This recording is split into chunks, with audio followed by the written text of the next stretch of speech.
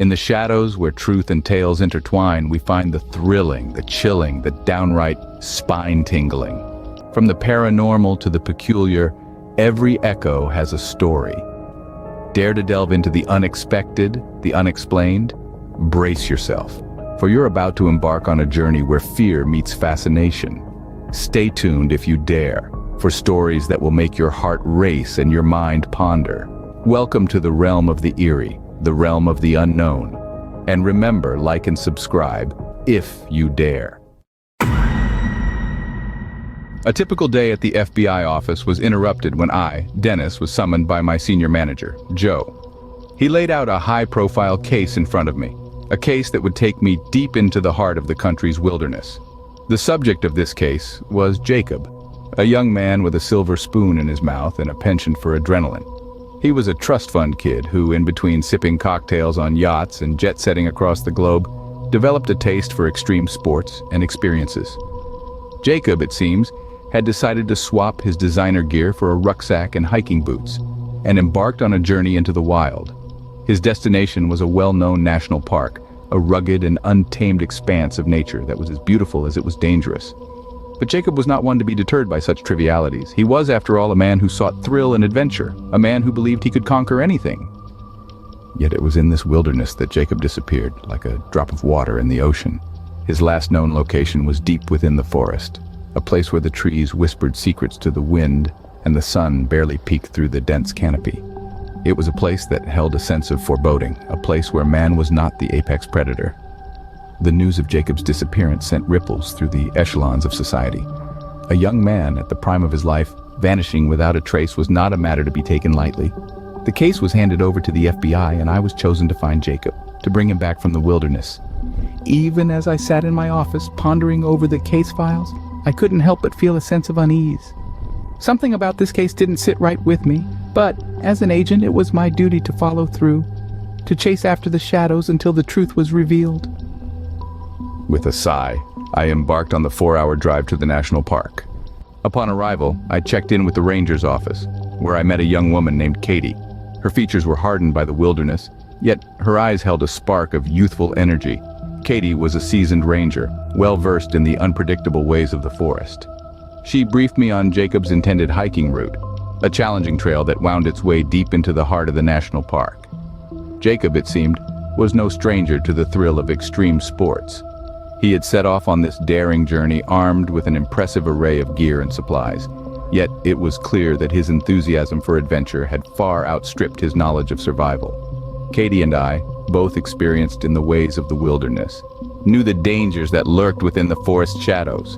We agreed that time was of the essence. Every minute lost was a minute closer to nightfall, and nightfall in the forest was not a place for the unprepared. We decided to set off immediately, harnessing the remaining daylight to our advantage. The park's terrain was as ruthless as it was breathtaking. We navigated through rugged trails, our quad bikes eating up the miles beneath us. We ventured as deep into the forest as the path allowed, the dense undergrowth eventually halting our mechanical steeds. There was a certain stillness that hung in the air, a silence that the bustling city could never comprehend. It was both eerie and beautiful, a silence that whispered of hidden secrets and untold stories. But we were not there to admire the scenery. We were there to find Jacob. As the quad bike engines died down, the forest seemed to close in around us, a vast living entity that held us in its grip. We could go no further on wheels. The remainder of the journey would have to be made on foot, a trek into the heart of the wild. We had no choice but to venture into the unknown, guided only by our instincts and the fading daylight. We got as close as we could by quad bike. Then we had to make the rest of the journey on foot. Our steps were measured, our senses alert, as we delved deeper into the forest's embrace. Little did we know the true horror was yet to come. After about 40 minutes of hiking, we arrived at our destination, only to find that Jacob wasn't there. The silence of the forest was punctuated by the unsettling crack of broken branches underfoot, leading us deeper into the wilderness.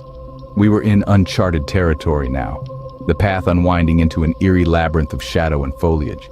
The broken branches seemed to whisper a chilling tale of panic and flight, a breadcrumb trail of fear etched into the wilderness.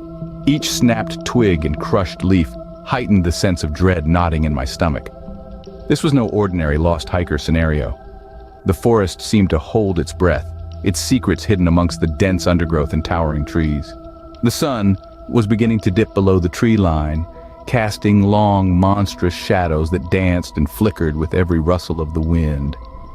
I decided to go a little further down the path while Katie headed back to call for reinforcements. As I ventured further, I stumbled upon a grisly sight.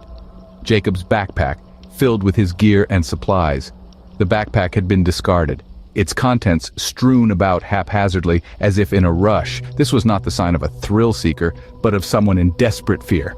Moving forward, my eyes caught something in the distance. My heart pounded in my chest as I approached. The sight before me was one of pure horror. It was Jacob, lying face down on the ground. His back was torn open, revealing a gruesome view of his innards. But the wounds were not what you would expect from a wild animal attack.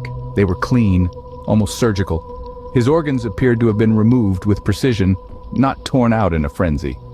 It was as though the handiwork of a skilled surgeon had been performed in the heart of this dense forest. The body was still warm, an unsettling indication that whatever had done this was still near. A chill ran down my spine as I looked around the quiet forest. An eerie silence had fallen, as if the woods themselves were holding their breath. Then the unmistakable sound of twigs crunching underfoot echoed in the distance. I wasn't alone. The feeling of being watched intensified, the hairs on the back of my neck standing on end. In that moment, I understood that I was not the hunter in these woods, but potentially the hunted. Drawing my pistol, I cautiously approached the source of the noise. The forest was thick here, shadows playing tricks on my eyes. I could see something, but it was indistinct, almost as if the light was bending around it. The figure darted out of sight before I could get a clear look. In that moment, I knew I was dealing with something far beyond the ordinary. This was not the work of a man, but something far more sinister. The forest held a secret, a predator unseen and deadly, and it was watching me. As I moved closer, I noticed something peculiar, almost as if the light was bending around something. It was like a mirage, the kind you see on the horizon on a sweltering summer day. My senses sharpened, my heart pounded in my chest, and a chill ran down my spine. It was then that I saw it, a figure, or what seemed like one, darting out of sight so quickly. It was as if it had vanished into thin air. I couldn't make out any distinct features. It was like trying to describe a shadow in the pitch black of night. But its speed was alarming, and for some reason, I knew in my gut that pursuing it would have been a grave mistake. There was an eerie feeling, a profound sense of dread that washed over me. It was like being a mouse under the gaze of a hawk. I was certain that this thing, whatever it was, could have killed me without breaking a sweat. It's not a feeling I'll ever forget. Suddenly, out of the corner of my eye, I saw a bright light streaking across the sky. It moved with a purpose, a determined trajectory, and then it stopped. Suspended in the air above where the figure had vanished, it shot a beam down to the ground, illuminating the forest in an otherworldly glow. The beam lasted for a brief moment, and then the light shot off into the sky, disappearing as swiftly as it had appeared. As I made my way back to the top, the adrenaline coursing through my veins began to subside, replaced by a sense of unease. The forest, once a place of tranquility and beauty, now felt like a hunting ground. I felt like an intruder in a game of cat and mouse, only this time I was the mouse. The unsettling feeling that something was horribly wrong clung to me like a second skin, and as I left the forest that day, I knew I had encountered an unseen predator. Returning to the ranger's office, I was left with more questions than answers. The gruesome sight of Jacob's body, the precision of his wounds, and that mysterious light in the sky all painted a picture too complex to decipher. Could it be a serial killer with surgical skills, hiding in the wilderness? The precision of the wounds suggested a human hand, but the brutality of the attack was animalistic. Or was it a strange, unknown creature of the forest capable of such violence? Yet, no known animal could cause such precise injuries. Or was it something even more unexplainable, something beyond our comprehension? The strange light overhead and the feeling of being watched, it all pointed towards something otherworldly. Every possible explanation seemed as unlikely as the next, leaving me in a maze of uncertainty. But whatever it was still out there, waiting in the darkness of the forest. And so, our tale of the Campfire Horrors comes to an end. Until next time, sleep tight. Before we part ways, dear viewers, remember to stay vigilant. The campfire horrors may have been extinguished for now, but the embers of the unknown always remain. As you lay down to sleep tonight, don't forget the lessons from our tale. Safety is but a fleeting moment in a world of unseen. So if you've enjoyed this journey into the abyss, don't forget to ring that bell and smash that like button. Do it before the thing under your bed decides to pay you a visit. Oh, and keep those night lights on. You never know what might be lurking in the dark. Thank you for embarking on this terrifying adventure with us. Until our paths cross again in another tale of the unknown. Goodbye and sweet dreams, if you can.